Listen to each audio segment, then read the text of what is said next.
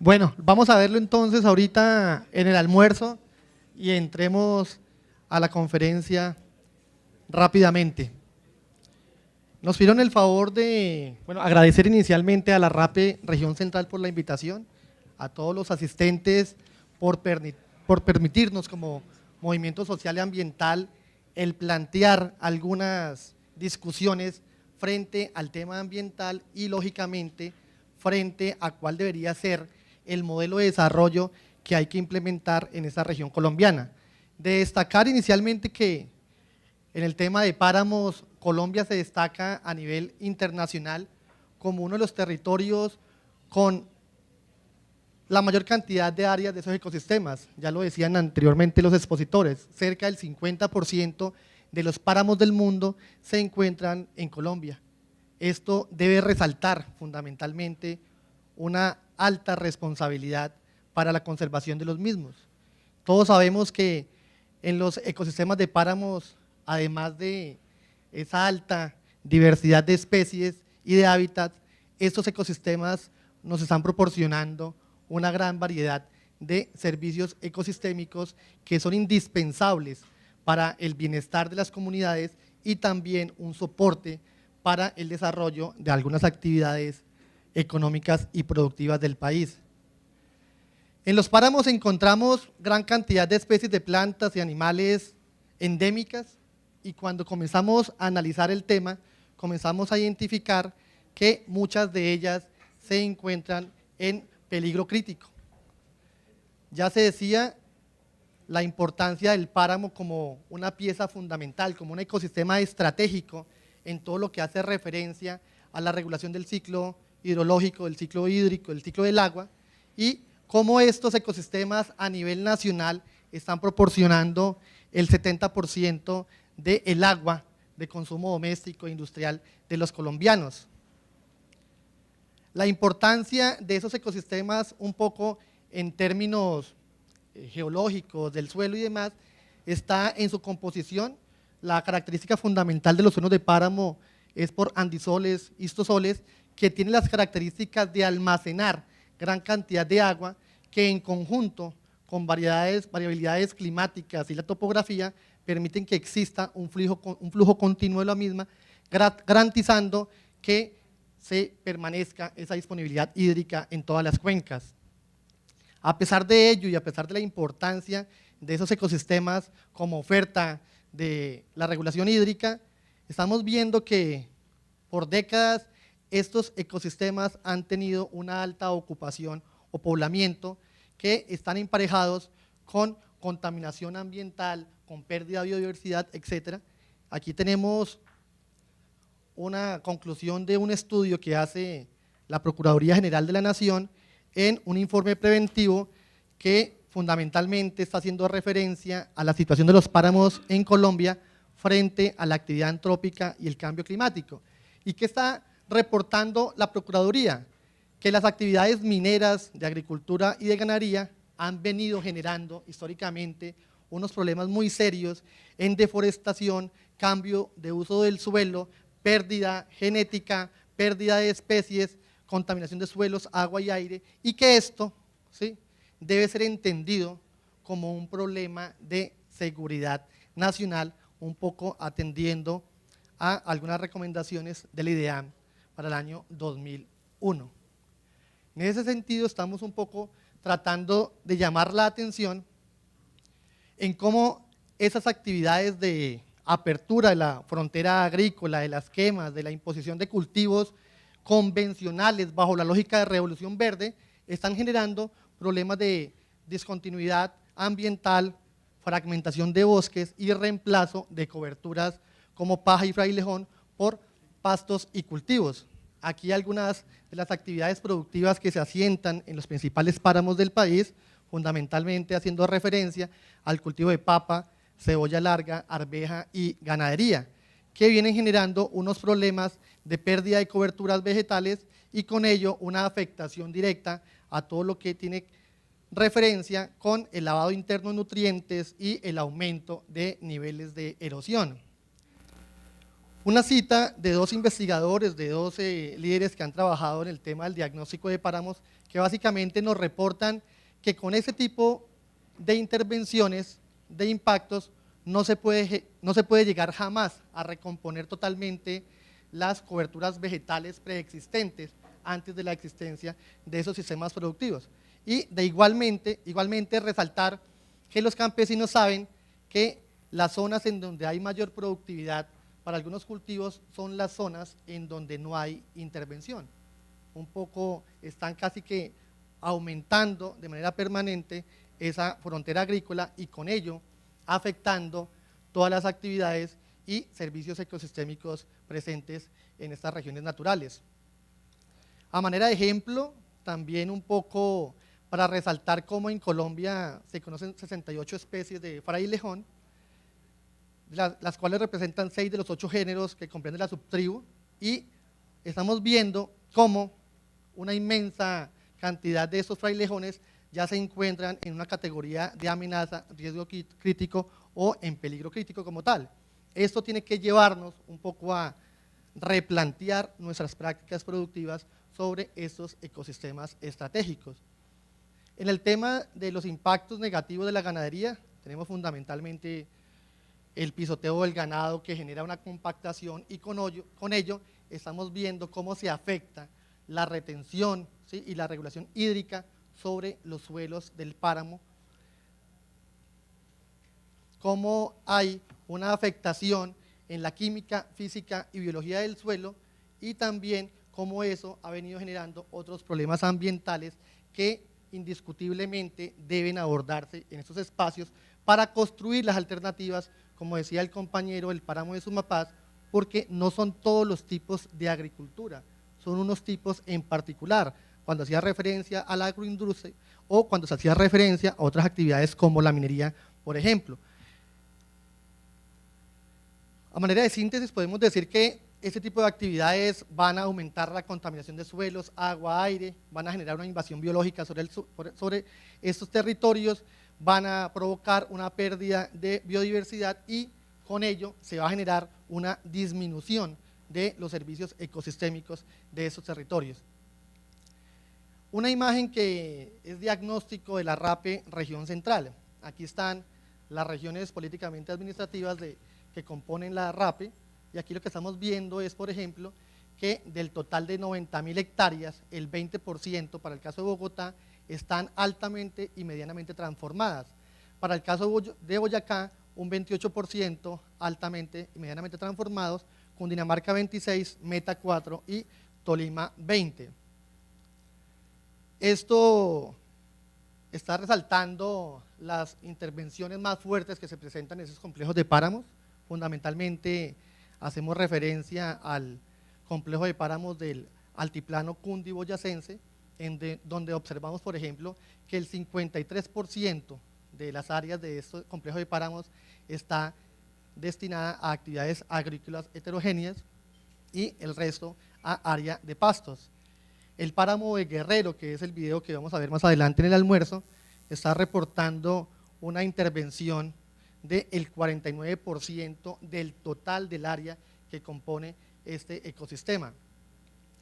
En Pisba, 23, Guantíbal, la Rusia, 21, y ahí estamos viendo un poco cuáles son de manera directa las intervenciones que se presentan sobre estos ecosistemas. Complejo Los Nevados, Iguaque, Merchán y Tota, Bijagua, 23, 27 y 31 respectivamente. En el caso de Los Nevados podemos ver que la mayor influencia es fundamentalmente en el tema ganadero, a diferencia de los otros en donde lo que más opera son actividades agrícolas.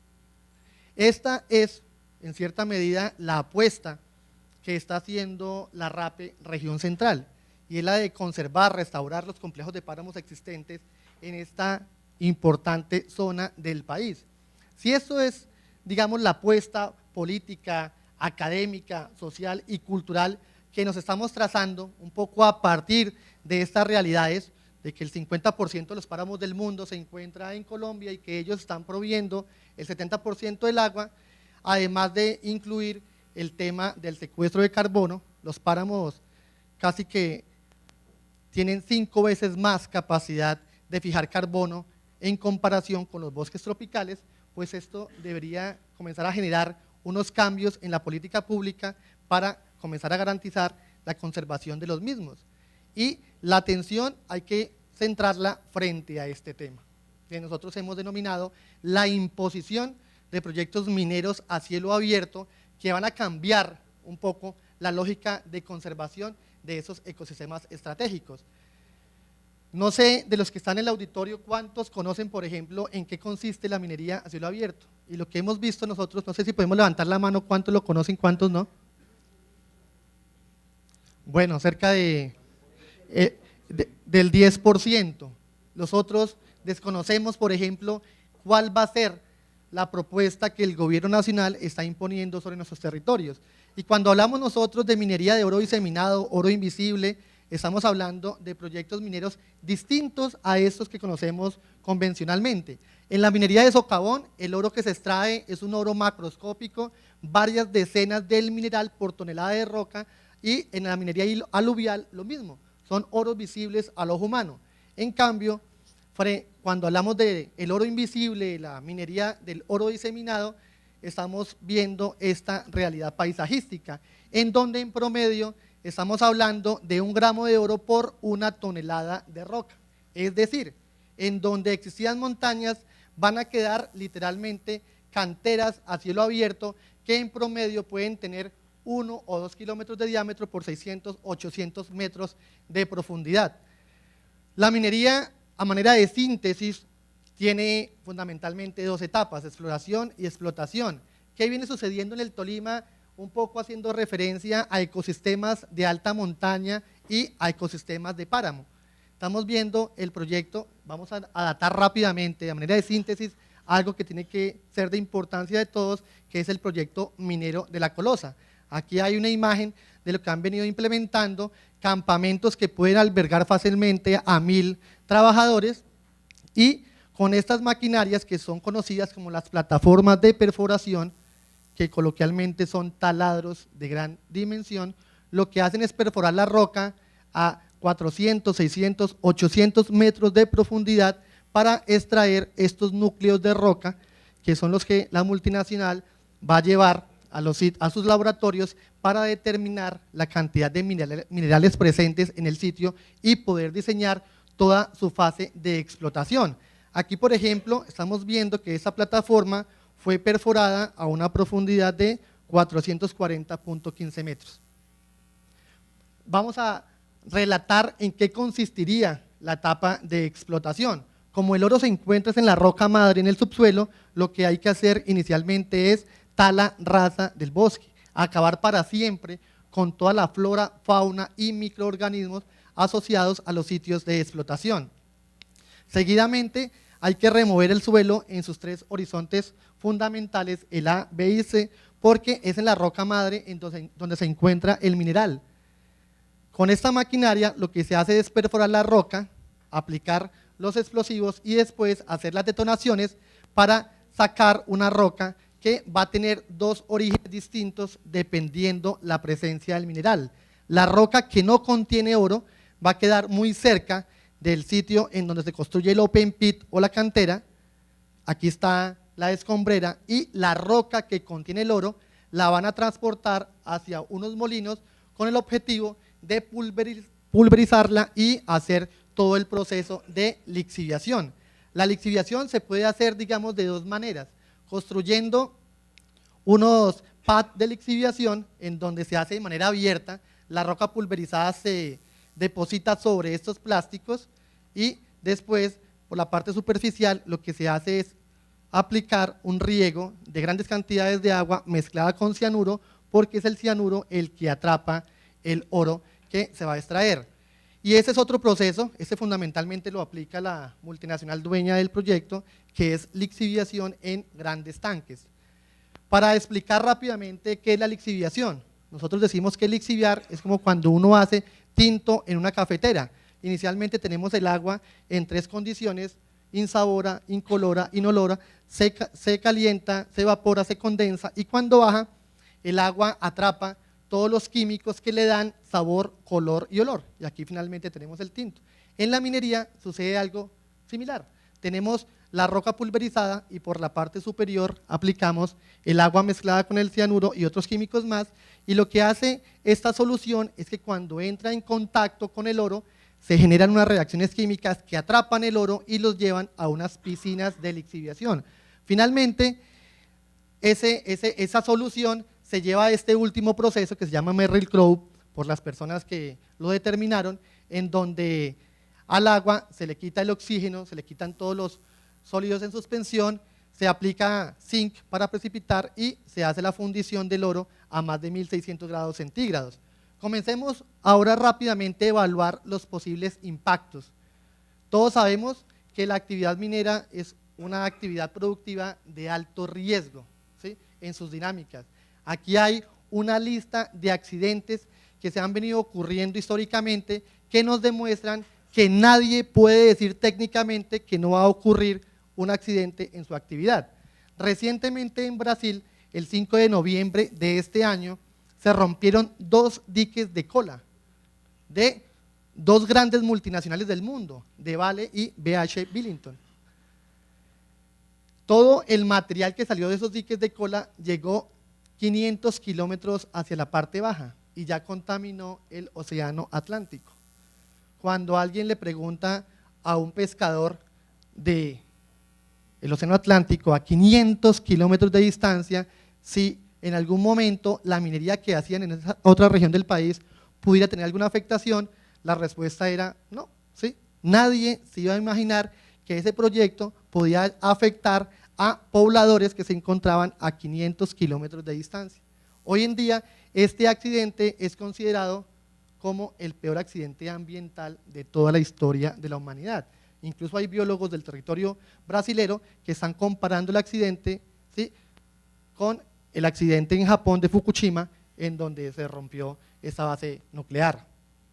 Para resaltar entonces que en estas actividades hay unos altos riesgos, no solamente que van a representar una afectación a toda la dinámica ecosistémica de la alta montaña y páramos, sino que la acumulación permanente de esas grandes represas conocidas como diques de cola o las escombreras van a generar unos problemas que van a ser a perpetuidad, porque los diques de cola y las escombreras quedan para siempre en nuestros territorios. Hagamos solamente un cálculo: si una tonelada, que son 1 millón de gramos, les traemos solamente uno, que es gramo, que es el oro que se va a llevar la multinacional, ¿cuántos van a quedar en nuestros territorios como diques de cola? Y AngloGold ya está reportando que va a extraer cerca de 33 millones de onzas de oro Troy. Una onza de oro Troy son cerca de 31.1 gramos. Hagamos los cálculos para comenzar a comprender la magnitud y el riesgo que puede representar la imposición de esos proyectos sobre nuestros territorios. El otro impacto es a nivel paisajístico, en donde existían montañas, van a quedar este tipo de canteras a cielo abierto. Aquí rápidamente, en promedio, pueden tener 1 kilómetro de diámetro por 600 metros de profundidad. Imágenes de minas en Asturias, España, Berkeley y Estados Unidos.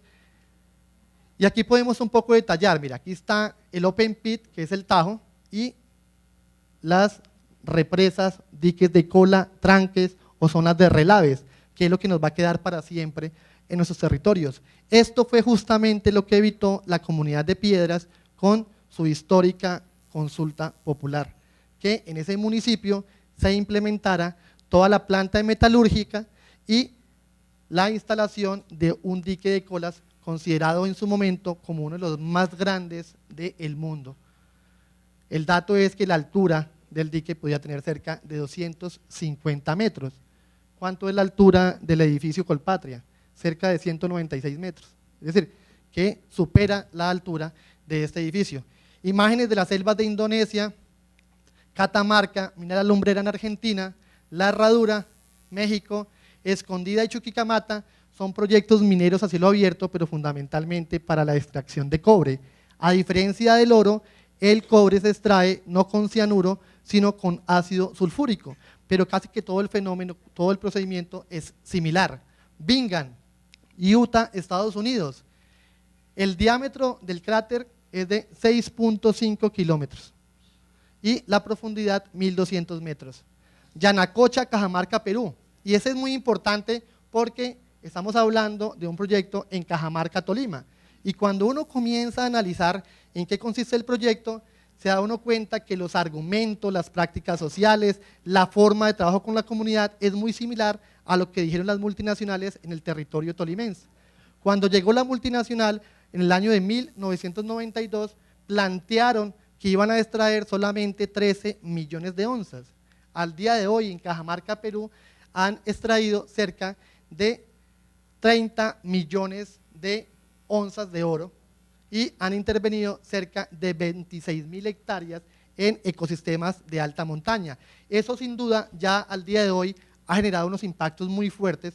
Uno, por ejemplo, es que Cajamarca, Perú, tiene racionamientos de agua diarios. Solamente hay agua en ese poblado peruano 3 horas al día. Y era una población que tenía cerca de 40.000 habitantes en el año de 1992 y hoy en día está llegando a los 300.000. Comencemos a preguntarnos qué tipo de políticas públicas van a ser capaces de responder a ese incremento tan significativo de la población. Y muy seguramente esto puede también suceder en el municipio de Cajamarca. Nosotros visitamos este proyecto minero en el año 2010 y quedamos absolutamente convencidos que ese tipo de minería no debería permitirse en la alta montaña y mucho menos en ecosistemas de páramo. Cuando hablábamos con las comunidades campesinas, las rondas campesinas del Perú, ellos nos planteaban que esta multinacional, la Newmont, dueña de Yanacocha, el proyecto minero en Perú, está explotando diariamente 600.000 toneladas de roca al día. Y comencemos a comparar la cantidad de uso de agua, de cianuro y otros químicos más. Trabajan 24 horas diarias. Y eso un poco lo que hicimos nosotros, hay que aprenderles un poco, así como ellos están devastando por 24 horas diarias, nosotros también deberíamos aprender a trabajar casi que 24 horas. Hay un amigo que dice que hay que trabajar 36 horas al día, porque realmente estas multinacionales tienen mucho poder económico, el Estado Nacional está de parte de ellas y casi que las comunidades tenemos que poner lo mejor que tengamos para detenerlos. Esta es una imagen de una filmina que muestra AngloGold, cada que está socializando el proyecto. Y quiero que analicemos algo que está planteado aquí directamente. Aquí rápidamente nos muestran una mina en Nueva Zelanda que se llama Golden Cross, en donde nos muestran el estado inicial, ¿sí?, cómo fue la intervención, el proyecto minero y cómo quedó en el año 2001. Si uno mira las fotos a nivel paisajístico y de colores, pues uno dice, bonito, ¿no es cierto? Hay verdes de todos los colores y demás, pero ¿por qué no nos invitan a analizar, por ejemplo, qué es esto? ¿Sí? Seguramente este es el dique de Colas, compuesto fundamentalmente por grandes cantidades de lodos tóxicos que van a quedar para siempre en ese territorio. Este es el cráter y lo que hacen es extender la materia orgánica y después aplicar un paso y con ello ellos dicen que mejoraron el sitio de intervención. Y leamos qué dice AngloGold un poco al hablar con las comunidades. En esta etapa, que ya es el cierre de la mina, en esta etapa se procede a rehabilitar las áreas en donde se realizó la actividad minera para devolverlas en condiciones similares o mejores a las que tenían antes de iniciar las operaciones. Si uno comienza a dar una discusión con estos preceptos, pues creo que no hay discusión, porque eso realmente es un mal chiste, ¿sí? Porque no nos pueden decir que van a dejar los sitios en donde se hace la intervención minera en iguales o mejores condiciones. Y eso es lo que le hemos controvertido de manera permanente a la multinacional. Normalmente los proyectos están contiguos, todo está muy cerca, el cráter, el dique de Colas, por aquí por la parte de arriba la zona industrial y demás, pero lo que nos estaban proponiendo inicialmente para el tema de la Colosa era un macroproyecto de carácter regional. Y aquí comencemos un poco a entender lo que planteaba la multinacional. Aquí está Cajamarca, eso es una imagen, esto es de AngloGold. Aquí está Cajamarca, aquí van a construir los open pit, las canteras, y por donde está esta línea roja, pensaban llevar con un carreteable, una banda transportadora, un tren, toda la roca pulverizada a el municipio de Piedras y en Piedras instalar toda la planta industrial y el dique de Colas. Las comunidades de Piedras se enteraron del asunto, hicieron una consulta popular y cambiaron toda la dinámica de este proyecto. La respuesta de Anglogol, apenas se sucede la consulta popular, es cambiar el proyecto. Entonces dicen ellos, ya no vamos a montar la planta de metalurgia en Piedras, sino que la vamos a hacer en Ibagué, por el lado del Totumo, a 7 kilómetros del casco urbano.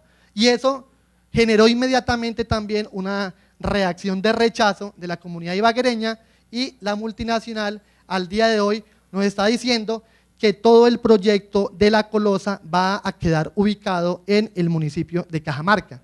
Y esta, que es otra imagen con una proyección de la Colosa de Anglogol, para el año 2045 nos está diciendo que esta va a ser la imagen del cráter, que aquí va a quedar la presa de Relaves o dique de Colas, en la parte de abajo va a quedar la escombrera, el depósito de estériles, y no nos han dicho cómo van a evitar, por ejemplo, que no se sucedan accidentes en una región de alta sismicidad, por la presencia de muchas. El Machín está a cerca de 7 kilómetros en línea recta, hacia la parte, digamos, de aquí abajo. ¿Cómo nos van a responder eso? ¿Sí? Y es aquí en donde algunos ciudadanos estamos abocando, por ejemplo, al principio de precaución, porque no existe la ciencia y la tecnología que nos diga, que nos garantice que no se pueden presentar accidentes hacia el futuro.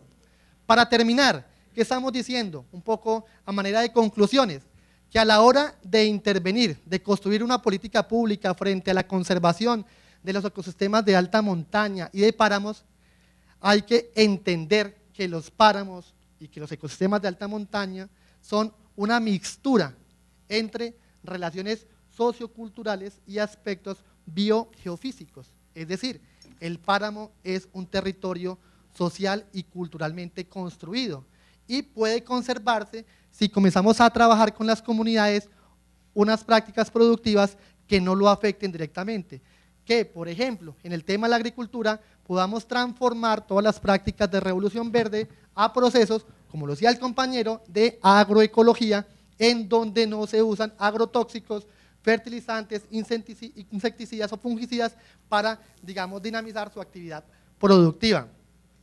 Creo que es fundamental que comencemos a disminuir las acciones productivas contaminantes sobre estas zonas y miremos cómo hacemos una reconversión de regiones que presenten una gran oferta de servicios ecosistémicos. También estamos planteando, alguien lo decía en la pregunta, ¿sí?, que esta restauración ambiental no es responsabilidad exclusiva de los habitantes de la zona de páramo o ecosistemas de alta montaña. Esto tiene que ser una responsabilidad conjunta de la sociedad y fundamentalmente hay que implementar un proceso de cambio cultural, en donde entendamos que el agua y la naturaleza son sujetos de derecho también y hay que reconocerle esas otras posibilidades. En ese sentido, creemos que hay que implementar procesos formativos muy fuertes que nos permitan un poco comenzar a entender las dinámicas de conservación de estos ecosistemas. Y lo que estamos planteando nosotros es lo siguiente: hay que decidir si podemos implementar actividades construidas directamente con las comunidades que sean mucho más abiertas a principios ecoturísticos y de conservación, o permitimos que el gobierno nacional nos imponga un modelo de desarrollo que a todas luces es bárbaro en lo ambiental y en lo social. Cuando escuchábamos al gobernador, yo quedaba muy preocupado por el tema del centralismo, ¿sí?, de cómo todas las decisiones en este país se toman desde un escritorio en Bogotá sin tener en cuenta el querer, sentir y pensar de las comunidades.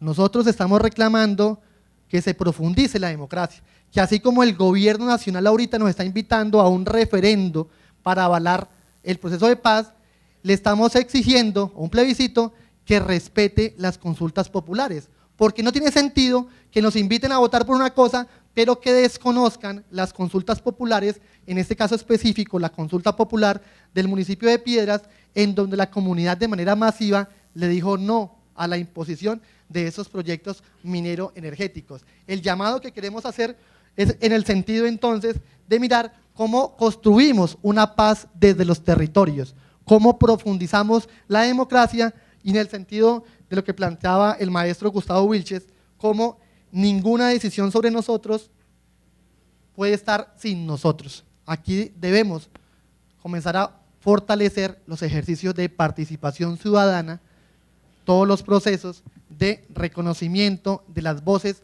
que no han tenido posibilidad alguna en toda la historia del pueblo colombiano. Muchas gracias. Muy